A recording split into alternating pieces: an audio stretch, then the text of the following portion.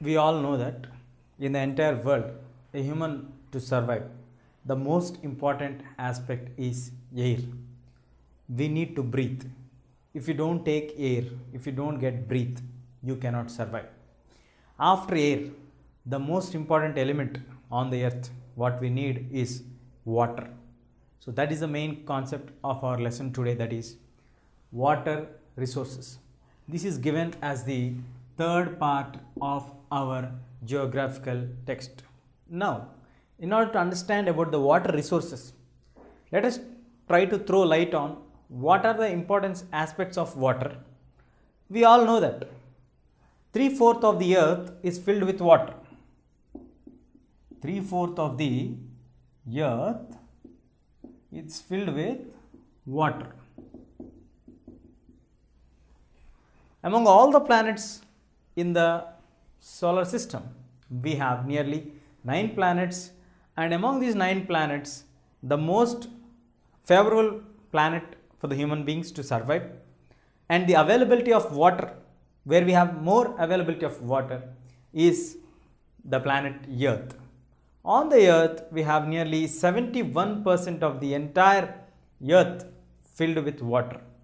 Though we all know that 71% of the earth, or 3 parts of the earth out of the 4 parts, are filled with water bodies only. But still we listen to the news like we have scarcity of water, we have non-availability of water in some parts, we have people walking miles and miles to get water in order to fulfill their daily needs. So what is the situation, or why, though earth is filled with 3/4 amounts of parts with water, today also we have scarcity of water? Why we are getting the news that people are not available or accessible to drinking water? What is the fact that is lying behind us, which is not allowing us to understand the actual scenario of availability of water and meeting the requirements of the people? There is a big gap between the availability of water for us and between the reachable and usage of the water by the people. 3/4 of the earth is filled with water, we all know that. Coming to the availability of the people, the water, or water available to the people, is not so much freely in all parts of the world. But earth is also known as blue planet or watery planet, because earth is having huge resources of water. Then what makes to say the people, or the people, environmentalists, archaeologists, or the scientists, to say that in very soon, by 2025, many parts in the world will be getting added into the list of the places where we have scarcity of water. So what is the hidden bar which is not allowing us to see the actual picture of availability of water to the people and the availability of water resources on the earth? In this unit, we shall throw light on all the possible factors of explosion of water. At the same time, what are the difficulties that people are facing? What are the situations that made people to find out or to come into this kind of situation? First, let us find out what is the actual statistics of water availability on the earth. We all know that 96.5% of available water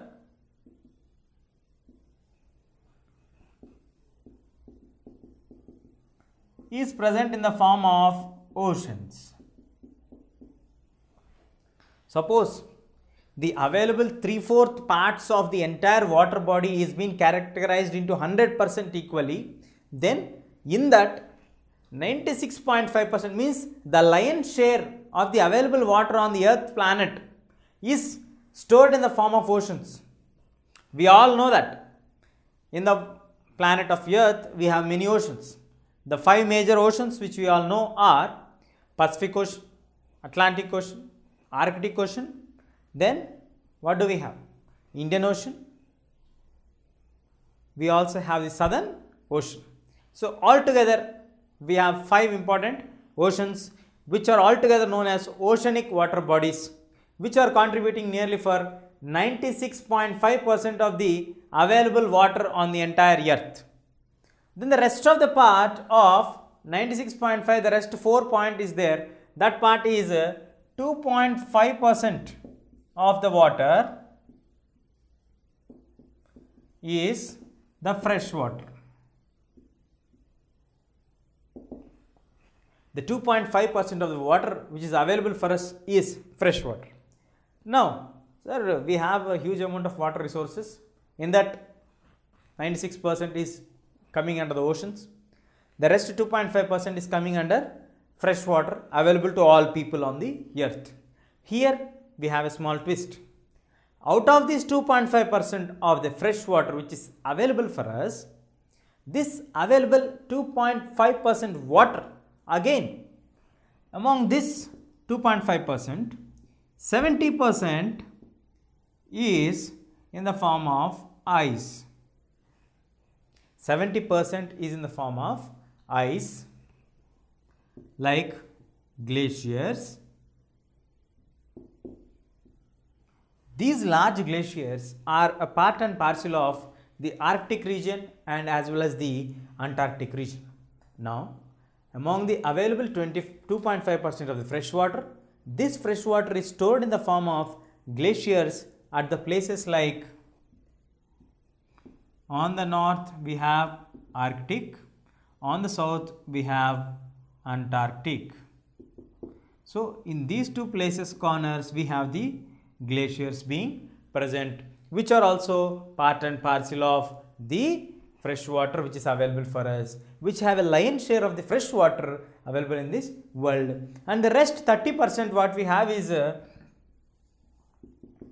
contributing for the underground water levels.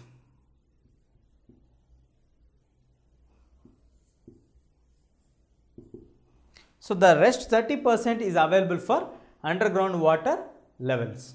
So, the entire water what we have can be categorized into three major categories. First one is the 96.5% is in the form of oceans, 2.5% of the entire fresh water on the earth. In that 70% is in the form of glaciers, 30% is contributing for the underground water layers or aquifers which are present under the layers of the earth. Now, when we take about the findings, how much was the availability of water for us? In India, we found that India receives 4% of the entire world precipitation.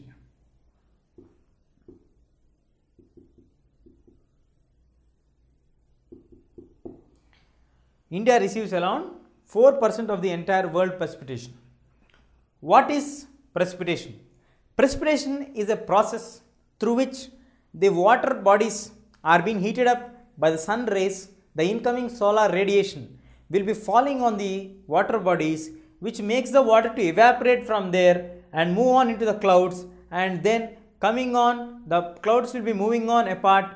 In the process of movement, when they are struck by the winds which are objected by the hilly regions or the mountain plains, when the movement of the clouds becomes difficult for them, they start to move above and go above from that. When this process of moving above than the normal level, the clouds will be moving into the cool place zone where the climate temperature decreases. With that, the amount of water vapor which is present in the clouds will be turning into water. When the water is heated, it turns into water vapor. When the water vapor is exposed to cool climate, then the water vapor will turn into water. So, the water vapor which is present in the clouds will turn into water, which in results the difficulty for the clouds to hold it much longer, which results in the process of rain. This entire process is called precipitation or rain cycle.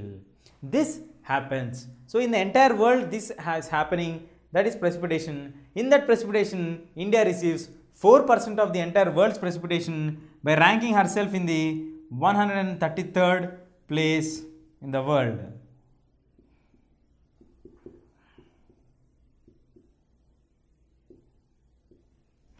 So, India is in the 133rd place in receiving the world's precipitation or the precipitation on the entire earth.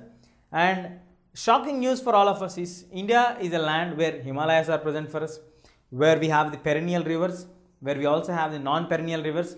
Entire India, agriculture has been a dominant occupation, but still by 2025, many of the climatologists, weatherologists, meteorologists all claim that many parts of India also would be added to the list of the places where the availability of water is very, very less, or it may be like a semi-arid region. These all are real facts. We need to respond for this very fast. So let us find out in detail what are the situations that led India to be said that by 2025 India will be in the list of the places where some of the places in India will be under the non-available places of water.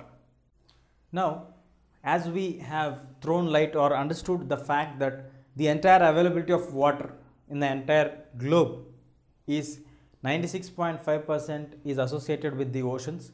There is 2.5, in that also 70% is being connected with the ice, glaciers and all. So we can generally assume that we have water scarcity. So when we know that we have water scarcity, we immediately need to take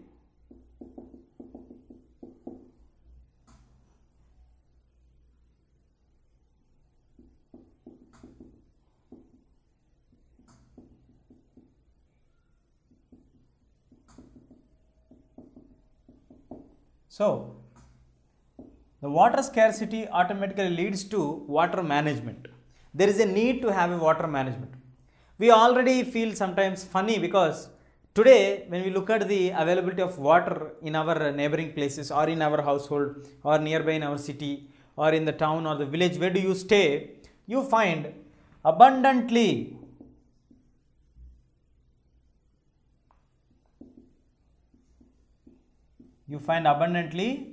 water available for us.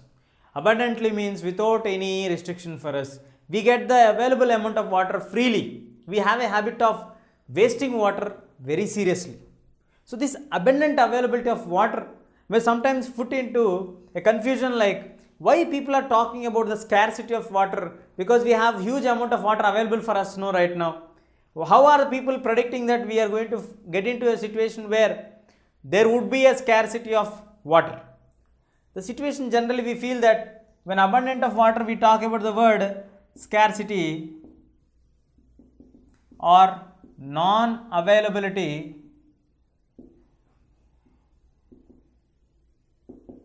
We generally assume to the places where we have dry lands, desert regions. We immediately get into the mind. What you are getting into your mind? Which state is coming into your visualization? Yes, right. The state is Rajasthan. Not only you, most of the people in India, when we talk about the scarcity of water, immediately they would get into their brains as if it was been an electrified bulb being switched on. Immediately they get into their brains flashing it that Rajasthan, and they remember a woman carrying an unearthen pots known as matkas. Taking matkas and carrying water from very long places and getting the water to fulfill their daily needs. So all these imaginations reveal for us to a situation like there is scarcity of water in India also. Yes, depending on the climatic condition,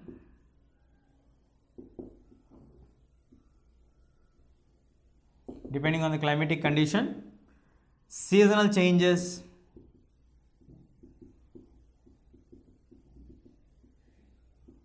what is the other different aspect we remember about the Rajasthan semi-arid region or arid region? Semi-arid region and low underground reserves. These are the exceptional features which bring change in any place where the availability of water becomes scarce. I am not talking only about Rajasthan, we are talking in a general conditions which can influence any place to be branded as a place where there is scarcity of water. So now, climatic conditions, if it is a very hot place, there is a possibility to have their difficulty of water availability. It's not always that the hot places will definitely have scarcity of water. For example, you take a country called Zaire. The country called Zaire is exactly located very close to the equator, and there you find heavy temperatures also. But daytime from 12 to 2 o'clock, it is extremely hot, very difficult to be there. And if you look at the African people, it's very easy for you to understand because their hair itself will be burnt and they have their hair very curled up deep inside. So these all possibilities and difficulties make them to understand the real problem of extreme heat. It doesn't mean that in Zaire we do not have water. In Zaire daily we get heavy rains, and the rivers which are flowing through Zaire will receive bulk amount of rainfall and frequent floods. Because of extreme heat, the precipitation will immediately result in relief rainfall, which creates relief for those people. So that is an example.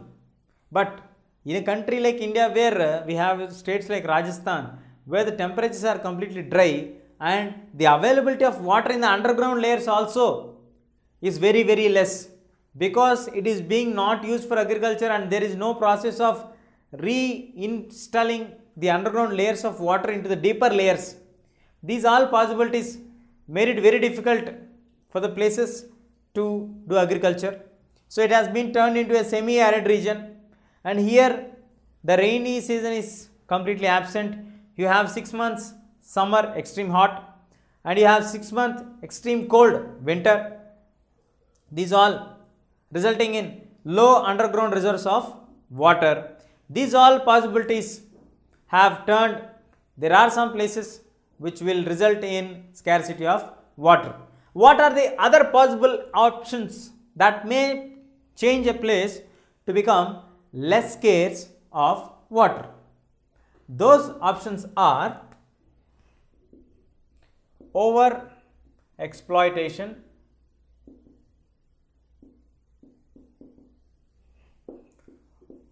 over usage, unequal access to social groups,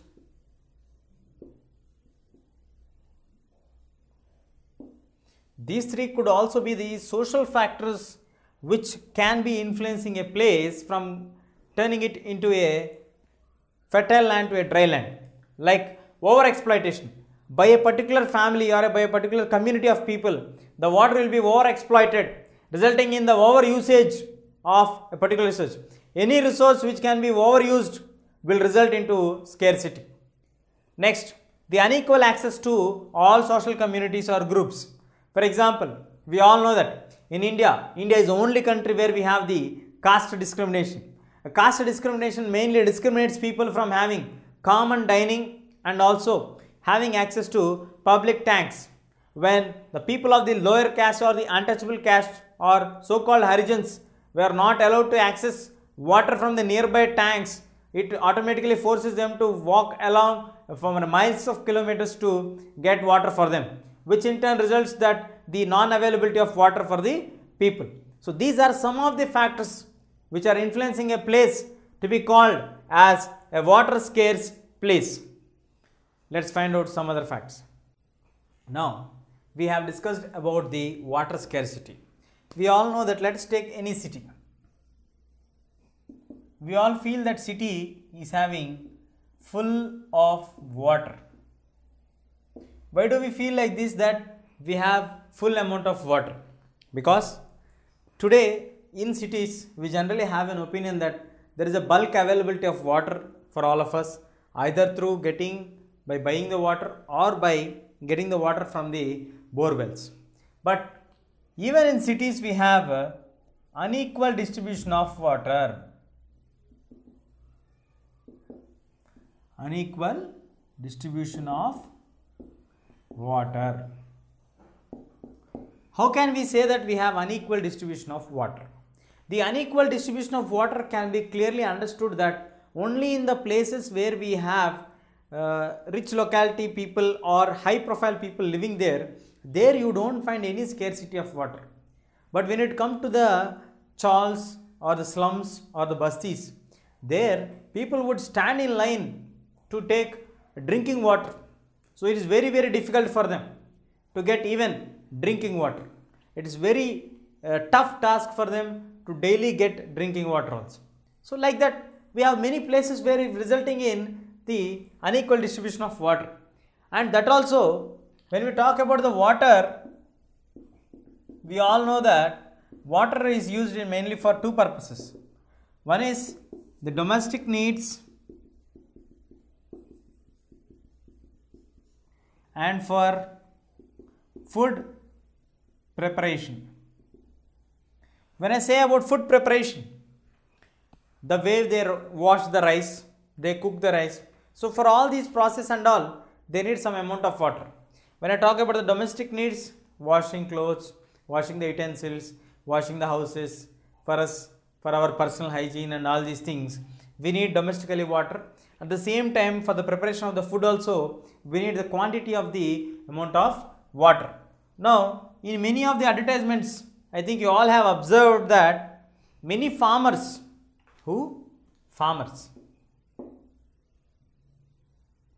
many farmers have their own borewells.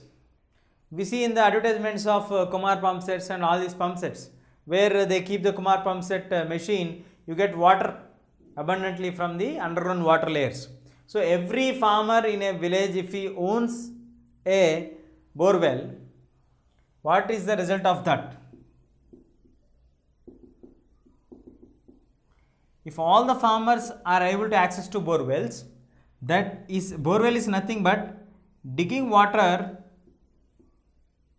from underground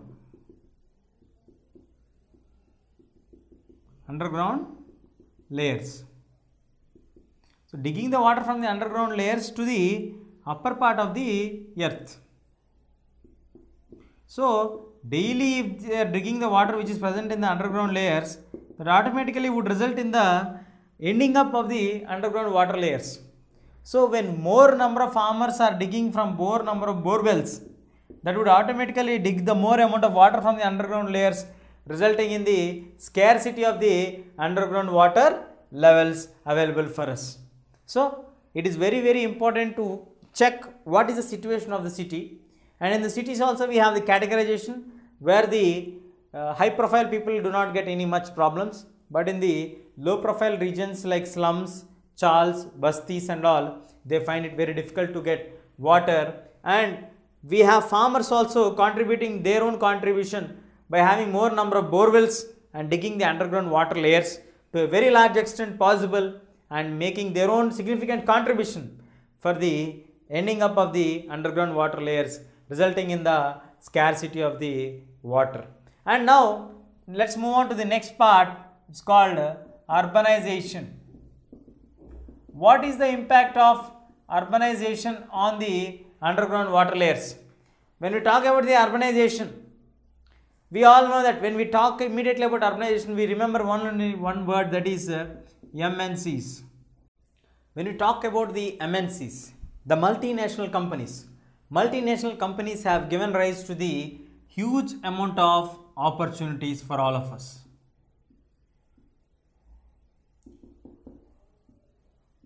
The lives of the people have been changed drastically after the entry of MNCs into our cities. Earlier, to earn salaries of 5 digits was a dream. Today, a young graduate can earn more than a 5-digit salary.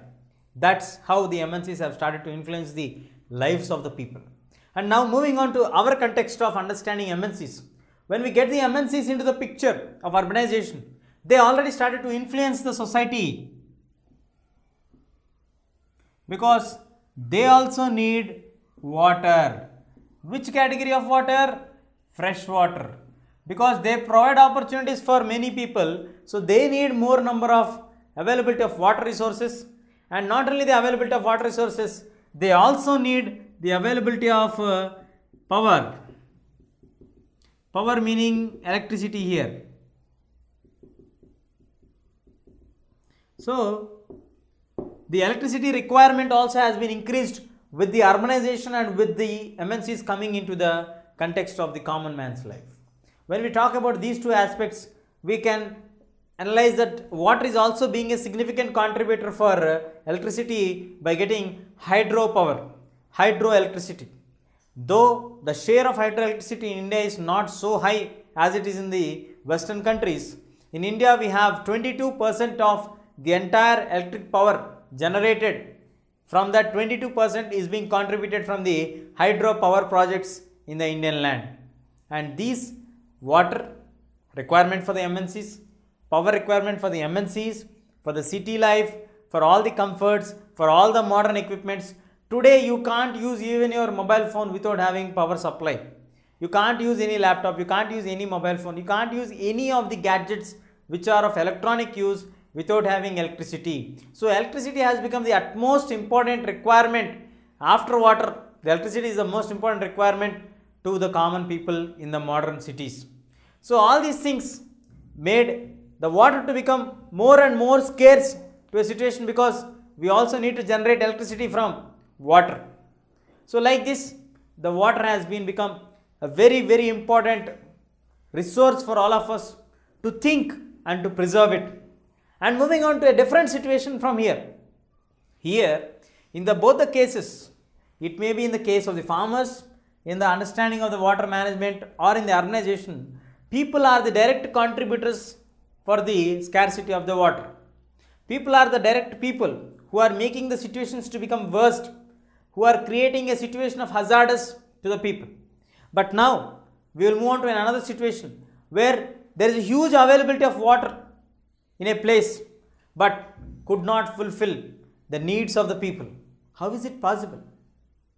There is a huge availability of water to the people in that particular place, let us call it as a city, but the people of the city do not have proper water. What is the problem here? The situation is, though there is a huge availability of water here, the availability of water is not sufficient enough for them to have a healthy life, because the water is being purely impure. There we have the mixture of chemicals, fertilizers and acids getting mixed into the water from various factories. This also has been a side effect of urbanization, industrialization.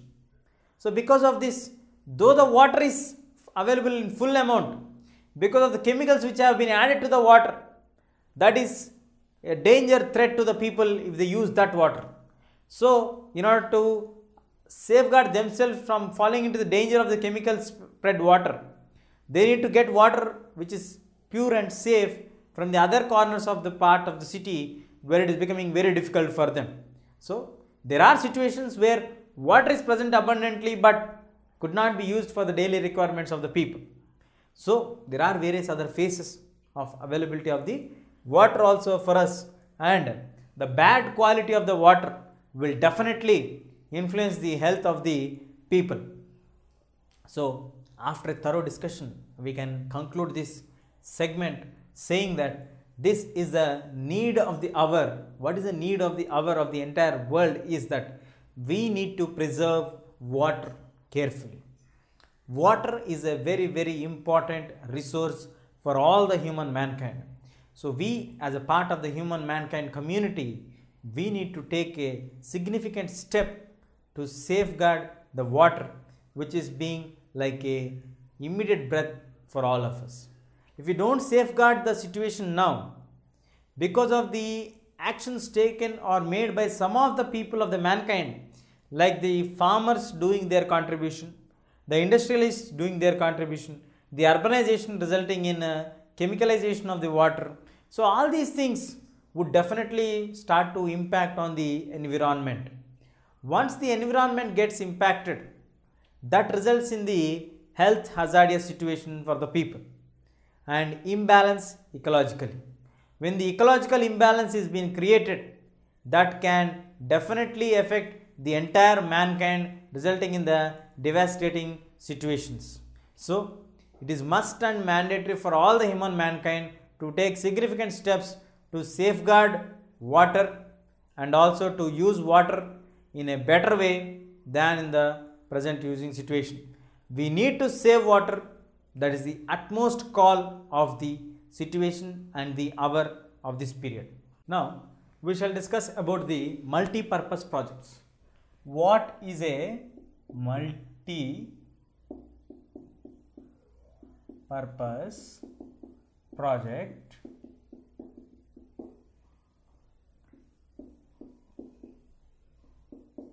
And integrated water management.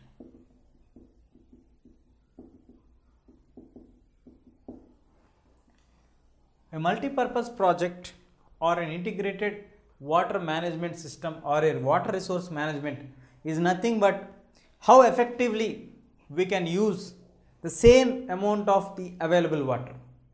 We all know that from the ancient period onwards, we have a culture of building dams or the hydraulic projects. These dams may be the modern word which has been used for that, but the hydraulic projects is an ancient word which we have found at various places. For example, in history we have in ancient period also, that is near Nagarjuna Konda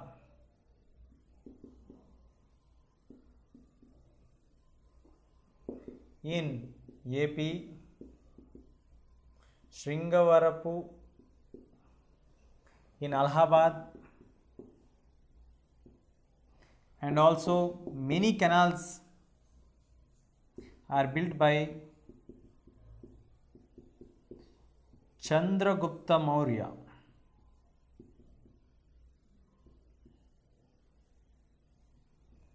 So it is not a new theme for all the Indians or as well as the world. From the ancient period, we have a culture or a system of building hydraulic projects to save water or to channelize the existing water in a better way so that it can be utilized for agriculture, it can be utilized for irrigation, it can be utilized for providing safe drinking water. So in this thought process, the modernization has brought in more technology into existence to build all these things in a more effective manner. So for that, we now move on to the concept of dam. What is a dam? A dam is a place or a storehouse where the water will be used to fill we store water in the dams, that is used to fill the rivers, which in turn will be used for agriculture and domestic needs. So dam is a place where you get the availability of water. This water has been input into the rivers, and after sending into the rivers, that water has been used for agriculture by the people and also the domestic needs by the people. So people will have a better usage of dam water. It's not only this. What is an actual dam and how can we call this dam as modern days multi-purpose projects or an integrated water resource management? Why did we come a step ahead and say the same dam which is being used in the ancient period as a hydraulic projects, which are also used for almost the similar purpose in the similar lines, like to provide water for agriculture and also to fulfill the domestic needs? Then why are we reframing that one and calling it as a dam or a multi-purpose projects? The purpose is, in the ancient period or in the early of the 19th centuries, before independence, we are just using dams to store water. But today, we are using water for dams especially for various purposes. First one, we are using the dams to store water, to preserve water. Second one, we are using water or the stored dams to supply water for electricity generation.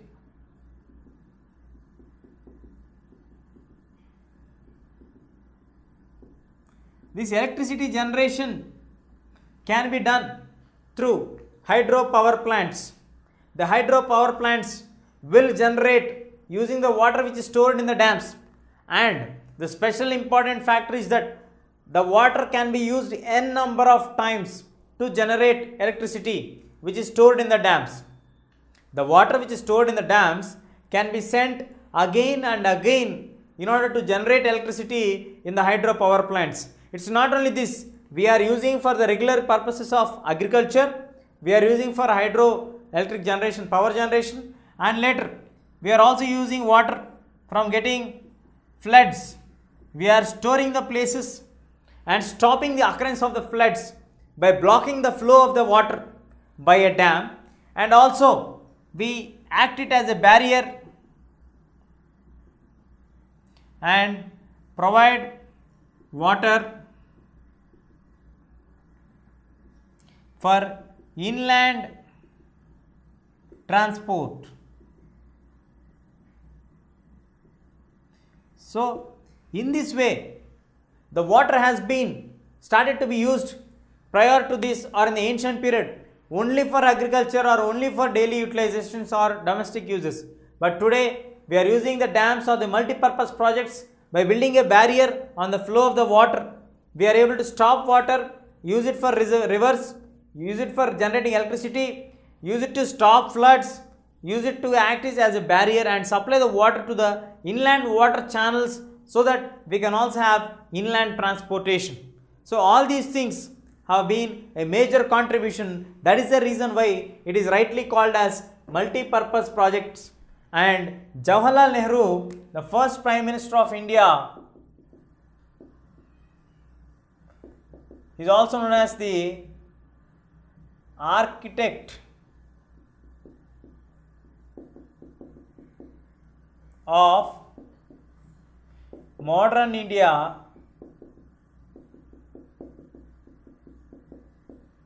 rightly remarked as the multi-purpose projects are the temples of modern India.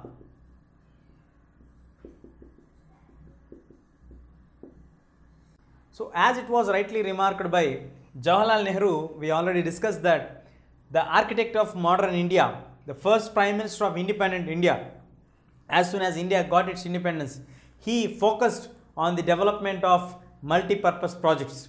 He also told that these are the temples of modern India which will give a significant contribution not only in the agricultural sector or not only into bring up the economy of the villages, but also it may give a boost to the urban economies also. Yes, what Jawaharlal Nehru said is 110% right. What he saw the vision was really true, because we in India we have many lakhs of villages. At the same time, we are fast growing country in the world or developing country in the world. We have many towns emerging into large cities.